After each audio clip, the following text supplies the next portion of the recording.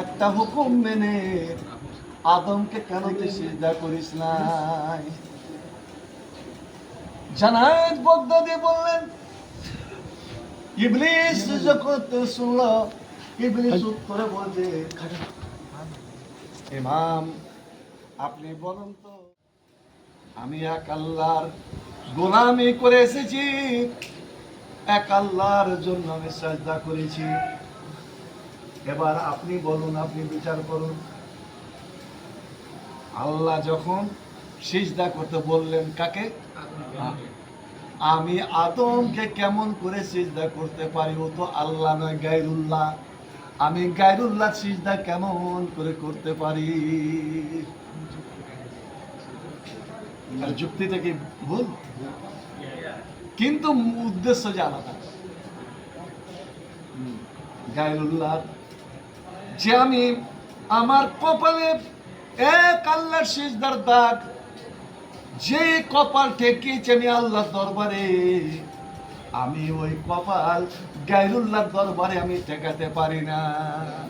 সুবহানাল্লাহ। কোন আদম সন্তান, কোন মুসলমান যে আল্লাহকে এক ওয়াহদাহু লা শারীকা লাহু বলে মেনেছে এবং নামাজ পড়ে সাজদা করে, ও কোনোদিন কোনো পীরের মাজারে, কোনো কবরে সাজদা করতে পারে না। ও শয়তান থেকেও খারাপ, শয়তান থেকেও খারাপ। বলছে আমি গায়রুল্লাহকে সিজদা করব না বলে আমি আদমকে সাজদা করিনি।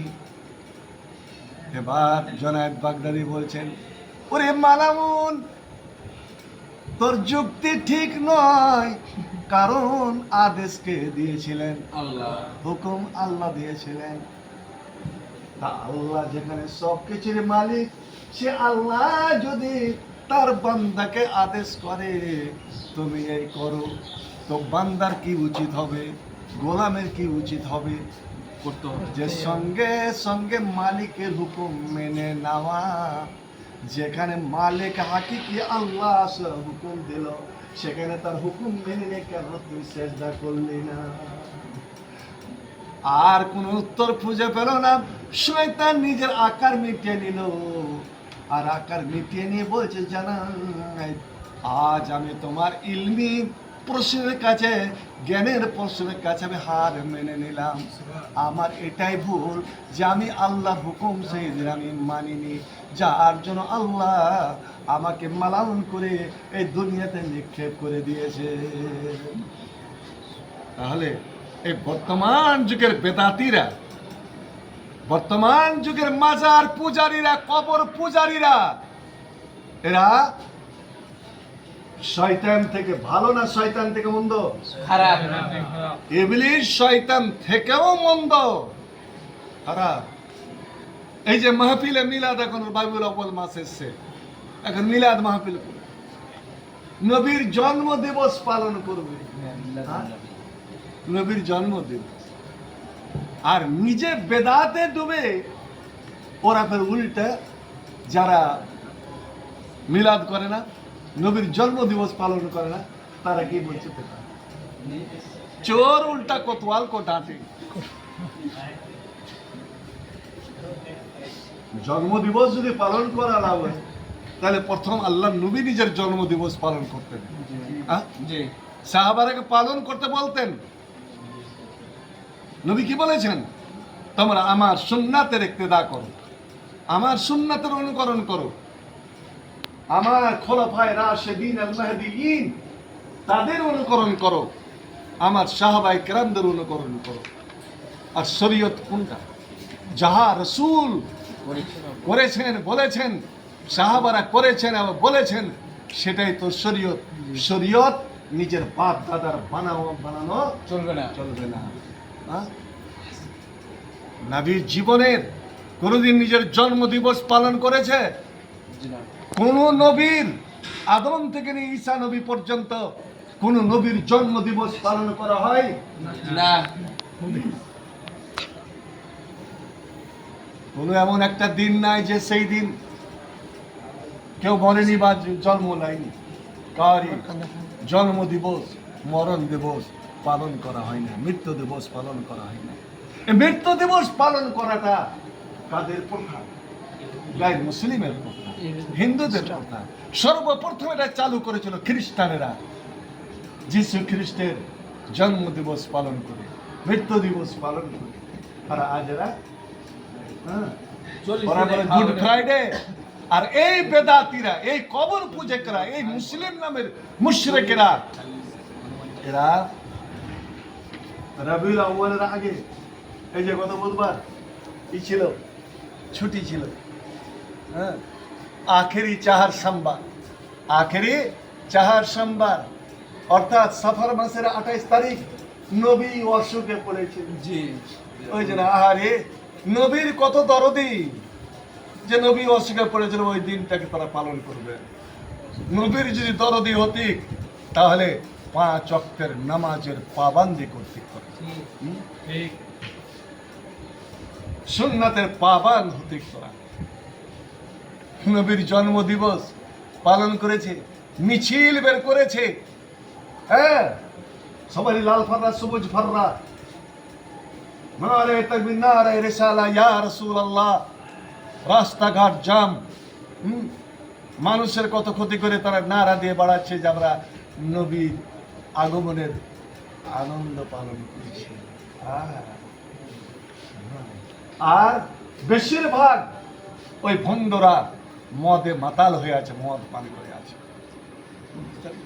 এটাই নবীর সুন্নাত, এটাই নবীর প্রিয়, এটাই নবীর ভালোবাসার পরিচয়।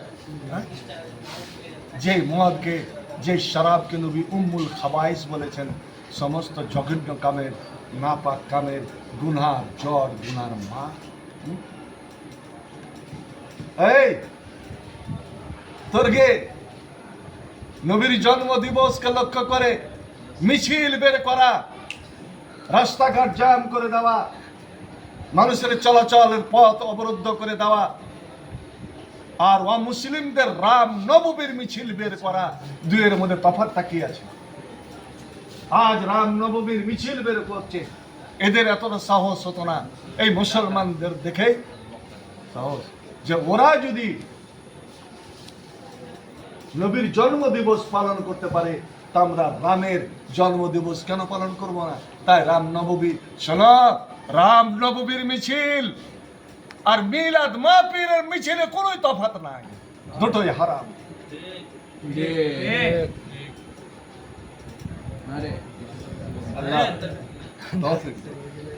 একটা কথা জেনে রাখো, মানুষ শিরক করে, শয়তান অতটা আনন্দ পায় না। মানুষ কেউ কাউকে হত্যা করে দেয়, কাতাল করে দেয়, শয়তান আনন্দ পায় না। শয়তান সব থেকে আনন্দ পায় কিসে? মানুষ যদি বেদাত করে। বেদাত কেন জানো? শয়তান জানে যে এই আজ শিরক করেছে, কিন্তু হতে পারে একদিন ওর জীবনের পরিবর্তন আসবে, শিরক থেকে তওবা করে নিতে পারে। আজ তুমি একটা চুরি করেছো, কালকে তুমি ভালো হয়ে যেতে পারো। আজ তোমার দ্বারাই বড় একটা অপরাধ হয়ে গেছে, তুমি কাল তওবা করে নিতে পারো। কিন্তু শয়তান এটা ভালো করে জানে, যারা বেদাত করে ওরা কোনোদিন তওবার সুযোগ হয় না, ও জীবনে তওবা করবে না।